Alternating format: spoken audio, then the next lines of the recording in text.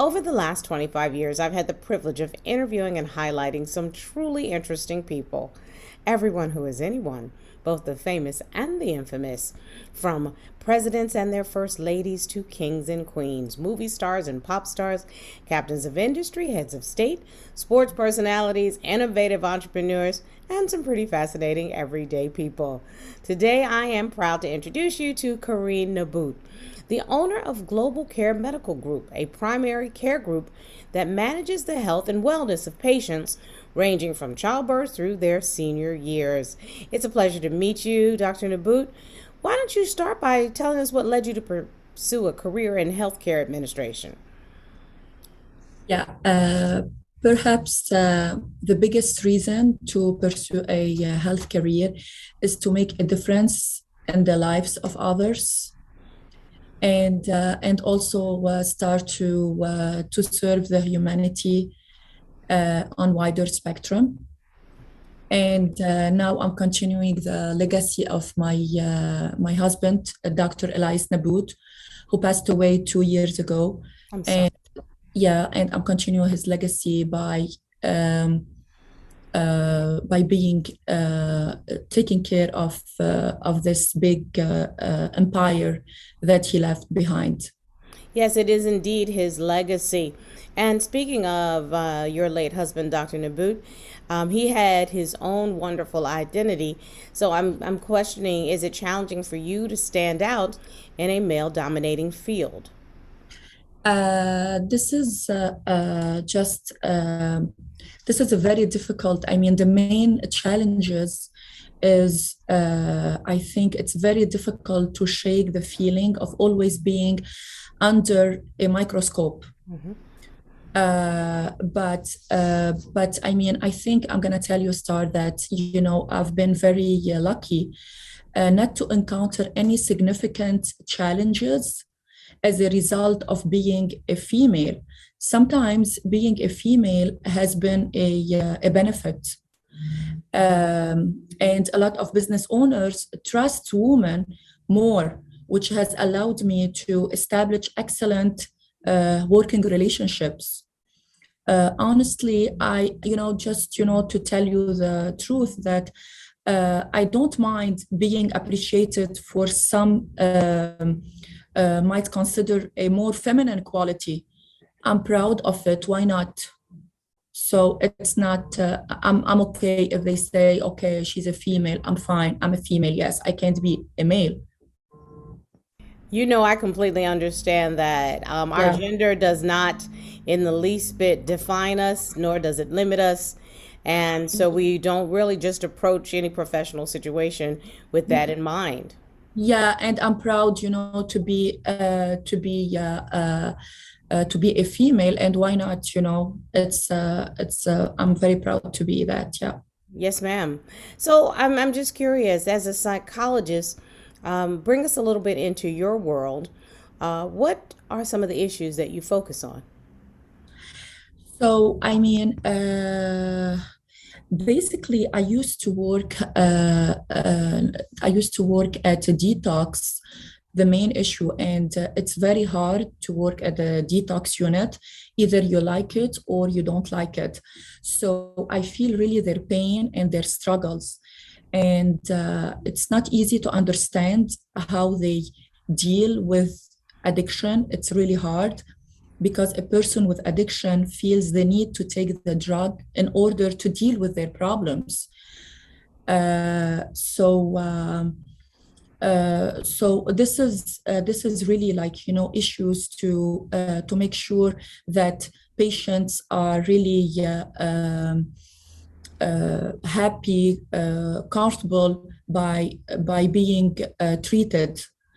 And we have to use a lot of technique, which is, CBT, REBT, all therapy, to making sure that to treat the mind and the way how they act, because addiction is a very vague and big problems.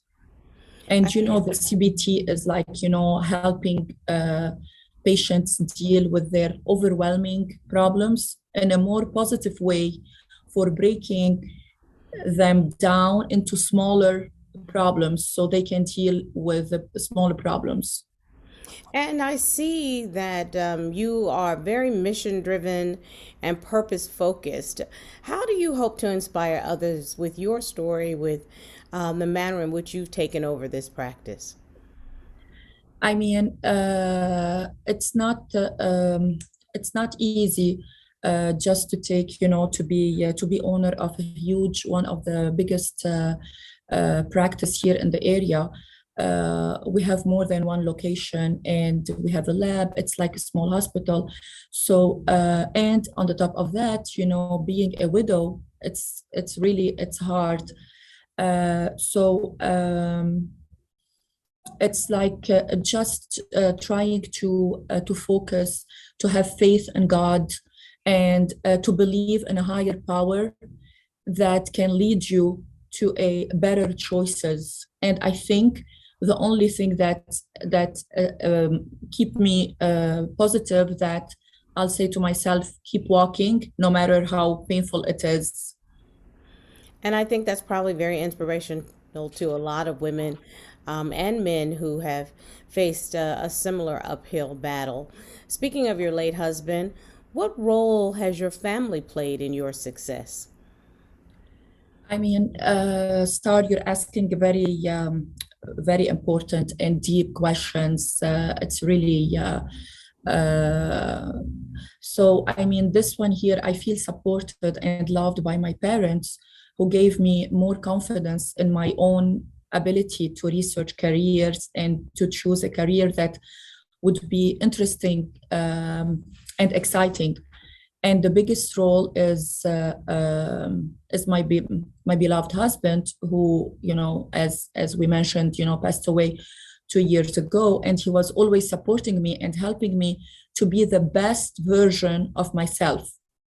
Having kids, going back to school, doing my research. I did a lot. I did some inventions. I have patents under my names. So it takes a lot of times from, being a mom, wife, and my kids are really also great, responsible. They always supporting me, and definitely, a lot of, my family, my surrounding people. And I'm glad to hear that. One of the things that I've noticed you talking about was the work that you do with your patients.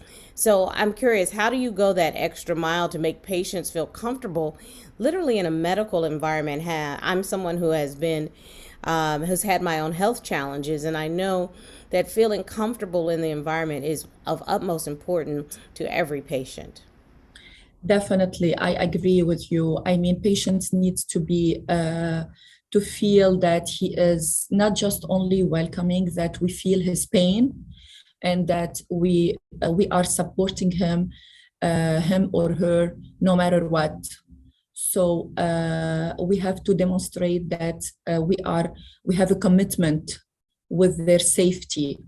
We have to be with them with all the process, give them details, just and trying, when they are here, patients are here waiting, trying to minimize their time waiting for the doctors. Definitely, patients are here, they are in pain, they're not here just to have fun.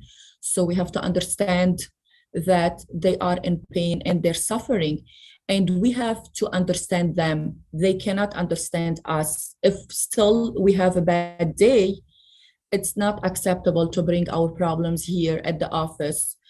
And we have to understand the patients, because no one likes to go to the doctor. I mean, right? So Not at all. yeah, Not at all. so not at all. It's not a fun place to go to. So so that's why, I mean, in my office, I mean, in all locations that we have here, I try to be always, welcoming, positive. It's like kind of, you go to a five stars hotel. I used to put candies, but now with the COVID, no candies. And, nice decoration, relaxation. If you go to the bathroom, you feel like, it's like nice with nice smell. I mean, it's very important, small details for the patients that, plus, the care from the doctors and the nurses, that it's very important. Yes, indeed. And so, speaking of COVID, I'm curious, how has the COVID pandemic changed the way you provide health and wellness services? It's changed every other aspects of society. Oh my God, it's like it's big. It's a big changing. So we've been dealing now with the COVID for the last almost 2 years, and it's really huge.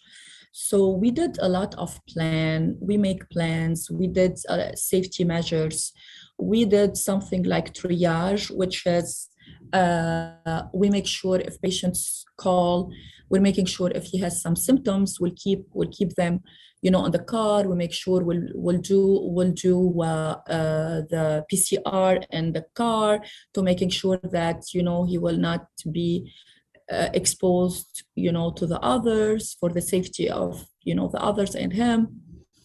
And the most important, also we did telehealth, which is now it's big, it's huge.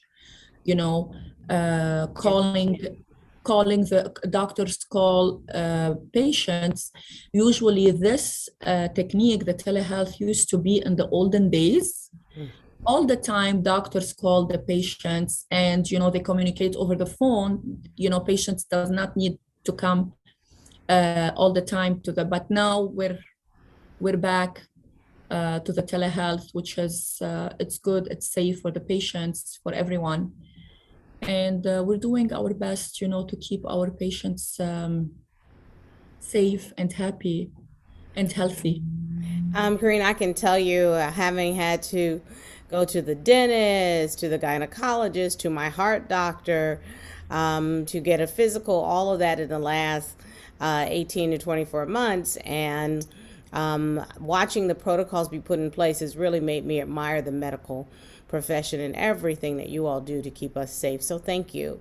Thank you for Yeah. that. As we come to a conclusion, I'd love to just know, what's the one thing you'd like the viewer of this video feature to walk away with? So I'm learning to love the sound of my feet, walking away from things not meant for me. So someone is always going to have an opinion or going to judge.